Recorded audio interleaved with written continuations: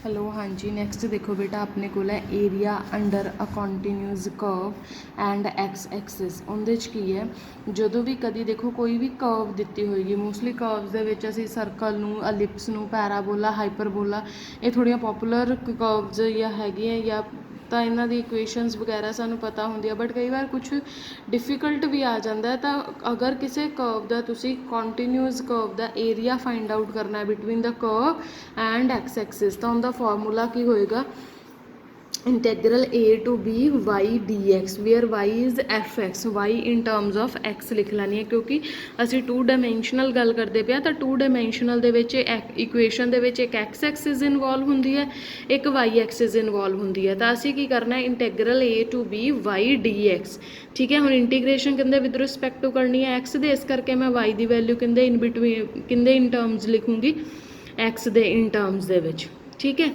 और सिमिलरली अगर सपोज करो तुसी कॉन्टीन्यूस कर्व और वाई एक्सिस का एरिया फाइंड आउट करना है तो सारा कुछ ओपोजिट हो जाएगा अंदर असी लिखांगे एक्स इंटीग्रेशन असी करांगे विद रिस्पैक्ट टू वाई और लिमिट्स भी किंदियां चलणगियां वाई दियां इहदे लई तुहानूं मैं एक एग्जांपल देनी आ सपोज करो देखो अपने को गिवन है find the area of the ellipse सानू कुछ नहीं किया कि about area of the ellipse with x axis या वाई एक्सिस कुछ भी नहीं दिता जस्ट किया कि find the area of the ellipse also find the area of the ellipse between the curve and it's Litera रेक्टा उनके लिए देखो सब तो पहला अगर तुसी इक्वेशन ऑफ एलिप्स तुहानू गिवन है इक्वेशन ऑफ एलिप्स देखी अगर मैं इस इक्वेशन वाल देखा तो it is symmetrical about x axis and y axis symmetrical मतलब होंगे जिन्ना इनका एक्स एक्सिस तो गैप है उन्ना ही इनका वाई एक्सिस तो गैप है ठीक है मतलब ये बिल्कुल मिडल दे विच लाई करती पई है सो अगर हुण मैं इनू सॉल्व करना होए तो मैं सब तो पहला तो देखो मेरे लिए की आएगा एक आ एलिप्स है दिस इज़ द एलिप्स ठीक है थोड़ा बाकी एडजस्ट कर लेना this is the equation of the ellipse हुण जदों तुसीं इहदा एरिया फाइंड आउट करना उहदे लई पहलां एलिप्स देखो इधर एक्स एक्सिस ए कॉमा 0 इधर आंदा माइनस ए कॉमा 0 इधर है 0 कॉमा ए इधर है 0 कॉमा माइनस ए ठीक है इत्थे तक आ 0 ओरिजन है हुण चाहे तुसीं इहदा एरिया लिख लो इंटैग्रल वाई डी एक्स एक्स दे लिमिट कित्थों तो कित्थे तक आएगी माइनस ए टू ए ठीक है उनके नालों भी बैटर चीज़ की है कि क्योंकि ellipse symmetrical about x axis है तो मैं अगर इहदे एक पोर्शन का भी फाइंड आउट कर दूँगी उन्होंने 4 नाल मल्टीप्लाई कर दूँगी तो मेरे को पूरे का पूरे एलिप्स का एरिया आ जाएगा that means area of ellipse की है 4 times integral 0 to a y d x ठीक है हुण वाई की limit in terms of x लिखनी है सॉरी वाई की value in terms of x लिखनी है तो अगर इत्थे मैं वाई नू सॉल्व करूँगी तो मेरे को वाई स्क्वेयर देखो किंदे इक्वल आ रहा 1 minus x square upon a square आ मेरे को वैल्यू आ रही है सो वाई आ गया plus minus b under root 1 minus x square upon a आ मेरे को वाई की वैल्यू आ गई ठीक है हुण चाहो तो तुसी इनू इस तरीके नाल सॉल्व कर लो 0 टू ए वाई की वैल्यू लिख लो अंदर b under root 1 minus x square upon a square इनका ही सेम तुसी ये भी लिख सकते हो एक्स डी वाई तो लिमिट्स वाई दियाँ चलणगियां हुण हाँ इत्थे मेरे को एक लिखण च गलती हो गई इत्थे बी आएगा ना वाई दी लिमिट्स सो तुसी लिख सकते हो 0 टू बी और एक्स की value in terms of b निकाल ठीक है देखो area of any curve will be equal to the integral equation of ellipse दी है सिमिट्रिकल है so y in terms of x निकाल ली equation of the latera recta की होंगे x is equal to a e two x is equal to minus a now area of ellipse की है देखो आ एलिप्स बनया होया पूरे एलिप्स का एरिया मैं फाइंड आउट करना तो अगर मैं इन्ने क पोर्शन का निकाल के उन्होंने 4 नाल मल्टीप्लाई कर दूँगी मेरे को पूरे एलिप्स का एरिया आ जाना therefore we will write area of ellipse is equal to 4 times area of ellipse in the first quadrant so which is equal to 4 times integral 0 to a b by a under root a square minus x square d x उस तो बाद इनकी integration solve कर लो ठीक है। हुण मैं सिर्फ उस पोर्शन का एरिया निकालना लिटेरा रैक्टा का। लिटेरा रैक्टा दे विच की है a e comma 0 and minus a e comma 0। तो मैं इत्थे की लिखूँगी, ये भी अगेन देखो सेम है ना सारे पोर्शनस। तो एक पोर्शन का भी निकाल लो, 4 नाल मल्टीप्लाई कर दो, सारे का आ जाना तुहानू। So this is the 4 times area of the region O F B P in the first quadrant. So उन्होंने तुसी सॉल्व कर देना। हुण एक्स की लिमिट की है 0 तो लैके ए ई तक। एलिप्स का करना होंदा मैं पूरा 0 तो ए तक करना सी। उस तो बाद नैक्सट है compute the area bounded by the curves y square minus 4y plus 2x and y axis. Equation of the given curve देखो तुहानू दित्ती हुई है। सम टाइम्स की होएगा इक्वेशन तो देख के नहीं पता लगेगा कि ये किंदी इक्वेशन दित्ती है, उन्होंने थोड़ा जिहा सॉल्व कर लांगे ना फिर पता लग जाता कि उनकी इक्वेशन है। Like this is left handed parabola, minus the sign है तो ये की आ जाएगा left handed, otherwise right handed होना सी। और वर्टेक्स भी इनका की है 2,2। सो इस तरह का पैराबोला।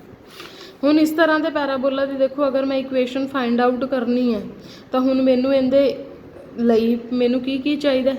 एक तो मैनू चाहिए है इंटैग्रल, फिर अंदर असी लिखते हैं वाई डी एक्स या असी लिखते होंगे एक्स डी वाई। इत्थे वाई डी एक्स लिखने का कोई मतलब नहीं है क्योंकि एक्स की लिमिट 0 तो 2 जाके फिर 0 हो जाती है। इस करके अगर मैं with respect to x solve करना मैनू इन्हू 2 पार्ट्स दे विच डिवाइड करना पैना। इस करके मैं x in terms of y लिखा क्योंकि वाई सीधी 0 to 4 तक है। एक्स की लिमिट फाइंड आउट कर ली। ठीक है। आ पॉइंट्स कित्थों आए?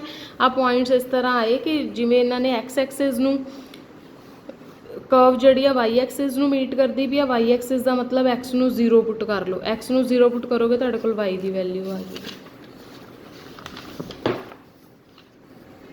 सो आ टर्म आ गई। नैक्सट है find the area of the region enclosed between the line y is equal to x and y is equal to x square. Y is equal to x square अपने कोल की है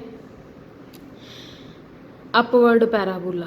ठीक है। कई बार कन्फ्यूज़ करने लिए असी मोस्टली इक्वेशन जी है ना वो x square equals to y वाली की हुई है। So this is upward parabola. एक लाइन है y is equal to x, वो लाइन आ गई। दैट मीनस हुण मैं इनदे इन बिटवीन एरिया कढ़ना, पर इन बिटवीन एरिया कढ़न का मैनूं तो पता नहीं किस तरह करना है। तो असी की करांगे उपरले पोर्शन का सारा एरिया फाइंड आउट कर लांगे अप टू एक्स एक्सिस तक, नीचे पोर्शन का सारा एरिया फाइंड आउट कर लांगे। ये देखो किस तरह हुंदा है। देखो जदों भी कभी कोई कर्व सपोज करो तुहानूं दित्ती हुई इस तरीके नाल, आ तुहाडे कोल upward parabola, sorry this is your upward parabola. आ एक लाइन दित्ती हुई है, आ इन बिटवीन फाइंड आउट करना तुसीं। असी की करदे आ इत्थों एक ना आ फाइंड आउट कर लैंगे। हुण मैं बिटवीन एक्स एक्सिस और इस लाइन का एरिया पहला तो फाइंड आउट करना। ठीक है।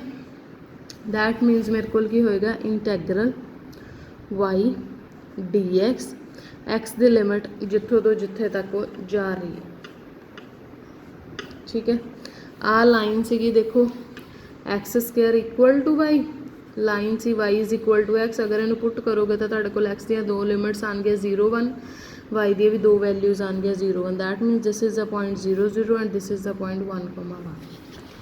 तो इधरों अगर मैं लाइन के थ्रू देखा तो लाइन का और एक्स एक्सिस का आ है area 0 to 1 y d x minus उनदे चों हुण माइनस की करना है आ कर्व का इस कर्व का एक्स एक्सिस तो एरिया। तो फिर वो बाकी का पोर्शन जोड़ा माइनस हो गया तो मेरे को सिर्फ आही रह गया पोर्शन, रिक्वायर्ड पोर्शन।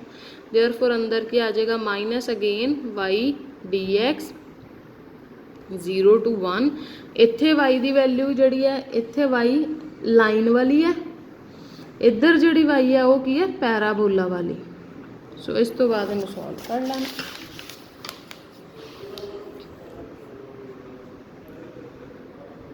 ठीक है। इनू रीड आउट करना है, बहुत ईजी है। नैक्सट है find the area between x axis included between the curve this and this. हुण मैनूं कर्व्स बारे कुछ नहीं पता, इनू तो फिर भी देख के मैनूं पता लगता है राइट हैंडेड पैराबोला, बट इनू देख के मैनूं कुछ नहीं आइडिया आ रहा। तो मैं की करूँगी पहला इनू थोड़ा सॉल्व करके जिथे परफेक्ट स्क्वायर बनता परफेक्ट स्क्वायर बना के थोड़ा जिहा इनू सॉल्व करांगे। ये की आ गया सर्कल। सो एक सर्कल है, एक पैराबोला। ਹੁਣ ਇਹਨਾਂ ਦਾ ਫਾइंड आउट करना है area between the circle and the parabola. ठीक है, दैट मीन्स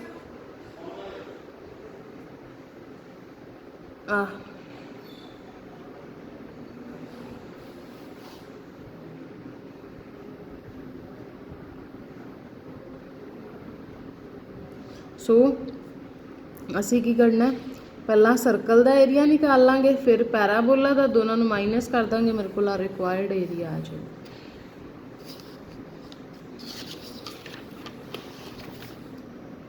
ठीक है, सेम नैक्सट इस तरह नाल ही सारे अगों तुहाडे सामने, इन्हां नूं तुसीं अच्छी तरह नाल रीड आउट करके जिन्ने सम हो सकते हैं उन्ने तुसीं करने। ठीक है, कुछ दी कर्व्स दी डायरैक्शन कुछ हुंदे आ डिफिकल्ट जे, वो चाहे लैफ्ट कर दिओ, बट बाकी तुसीं सारे फाइंड आउट कर।